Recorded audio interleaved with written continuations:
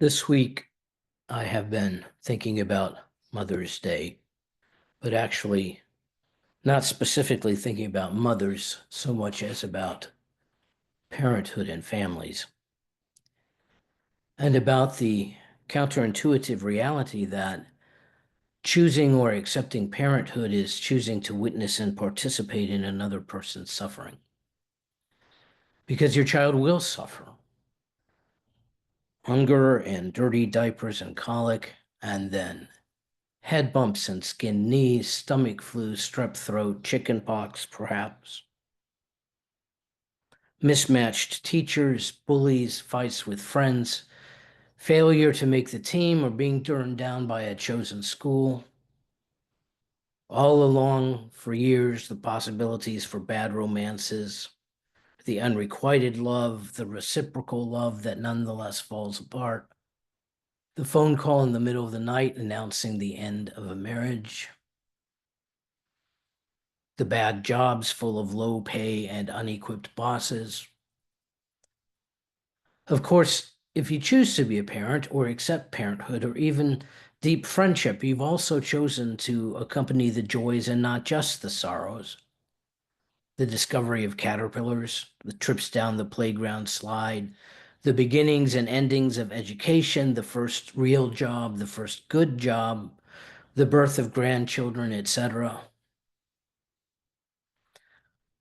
But it isn't curious to me that a person would volunteer to accompany someone through the joys of life.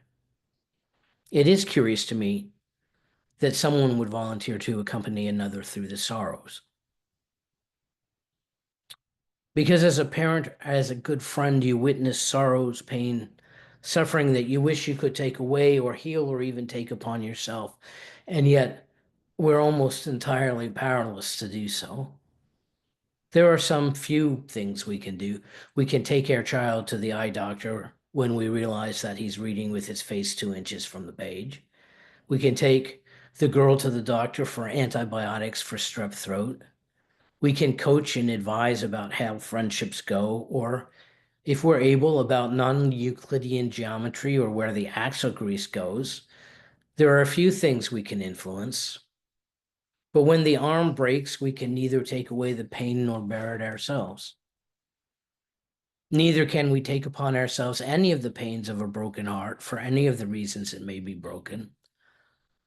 All we can really do, as Paul reminds us in Romans 12, is to cry alongside our children or our friends who cry. And it's exactly in this manner that parenthood reflects the experience of Jesus in taking on the suffering of creation. This is, in fact, as far as we can tell, the reason why Jesus was born into the world, incarnated in human form, to experience suffering from a human point of view, to be God with us in both the joy and the suffering, and to know what that feels like. Of course, God is not as powerless in the face of suffering as we are. But on the other hand, God also works with a very different time scale. Therefore, God's first response to suffering, I believe, is just as ours: sorrow and grief. This is what I hear in Jesus' lament in Matthew 23. Jesus is looking out over the city of Jerusalem and he says, "Jerusalem, Jerusalem, the city that kills the prophets and stones those who are sent to it. How often have I desired to gather your children together, as a hen gathers her brood under her wings, and you were not willing. See, your house is left to you desolate." I think perhaps it is the suffering of God that helps us as we struggle to respond to all of the world's suffering. Because in parenthood, in deep friendship, we have a feeling that taking on the sorrow with the joy is part of the deal, part of what it means to be the person we're called to be and to become, that there is purpose in accompanying another through suffering. And to really make our peace with the role of accompaniment. We have to make our peace with the fact that we cannot heal or cure most suffering, and therefore our response has to be the willingness to weep with those who are weeping, and then to turn the healing, the redemption, over to God. You might remember me talking about the British translator J.B. Phillips and his explanation of the Beatitudes as an alternative vision of reality to conventional wisdom. Most people think, Phillips writes, happy are the hard-boiled, for they never let life hurt them. But Jesus teaches, happy are they who bear their share of the world's pain. In the long run, they will know more happiness than those who avoid it. I would, if I could, resist Philip's explanation, because it's hard for me to understand how bearing my share of the world's pain will lead me to more joy than avoiding it. The translator Eugene Peterson translates Matthew 5:4, this particular beatitude, blessed are those who mourn, as blessed, you're blessed when you feel you've lost what is most dear to you. Only then can you be embraced by the one most dear to you.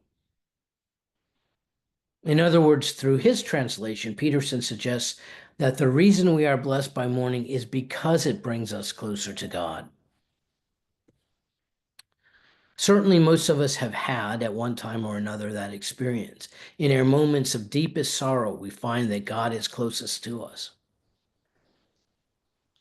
But I don't know if I could go so far as to say that we have to mourn, need to mourn, in order to experience God's closeness.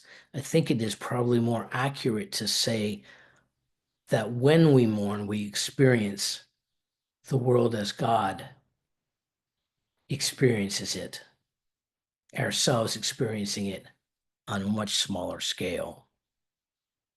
I think this is one of those places where Jesus describes the way the world actually is, rather than telling us the rules God laid down for the world. And I remember the descriptiveness of Eugene Peterson's translation of Romans 12, part of which goes like this. Love from the center of who you are. Don't fake it. Be good friends who love deeply. Practice playing second fiddle. Bless your enemies, no cursing under your breath. Laugh with your happy friends when they're happy. Share tears when they're down. Get along with each other. Don't be stuck up. Make friends with nobodies. Don't be the great somebody. In other words, Paul, the author of Romans, is telling us that he has discovered Jesus' words to be true, to be an accurate description of the way the world actually works. When we share life with each other, the joy and the sorrow of it, when we share life with everyone, whether or not they are our friends, then we gain the good life that Jesus is recommending to us. That's the way that mourning is a blessing. We mourn what we have loved, and to have loved is to be blessed. We are blessed because life has touched us. We are blessed because we have accepted the joyful, painful touch of living. That's what Jesus' Beatitudes are about. A good life, a life lived in accordance with God, a life worth living on God's terms, and for us, on our terms, a life of purpose and contentment, and sometimes even joy. We don't give up on the idea of parenthood or friendship just because we know before we ever enter into it that it will mean accompanying another person through suffering that we cannot heal. In the same way, we don't give up our membership in the kingdom of God because it will mean participating in or accompanying suffering that we cannot heal. We would not respond to our children or friends as we often do to the world by saying, I just cannot open my heart to your pain. I think what blocks us, what we don't often see or consider, when we respond to Jesus' request for us to open our hearts to the world's pain, is that we are called first to mourn. And then through faith, we pass those griefs on to God in the assurance that something can be done to heal those injuries we witness, that something will be done. We are just not the one who can do it. Although, of course, sometimes there are ways we can participate in healing. We can actually physically bring a cup of cold water or a tent and a warm blanket. To say that we pass the world's suffering on to God is not to write ourselves a blank check to be irresponsible or to do nothing. It is to acknowledge that often there really is little we can do about another's suffering because it is too physically big or too spiritually deep or beyond the reach of our own arms, in some place where we have not even the power of influencing.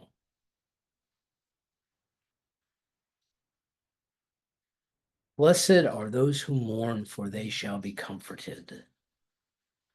Or, happy are they who bear their share of the world's pain. In the long run, they will know more happiness than those who avoid it. How will the mourners be comforted? How will they know happiness? They will gain these things because by sharing the world's pain, they have agreed to tear down the barriers that protect and separate us from each other, because they have been willing to remove the obstacles within themselves to loving the world as God does. They have been willing, in other words, to share God's life. And so they have gained God.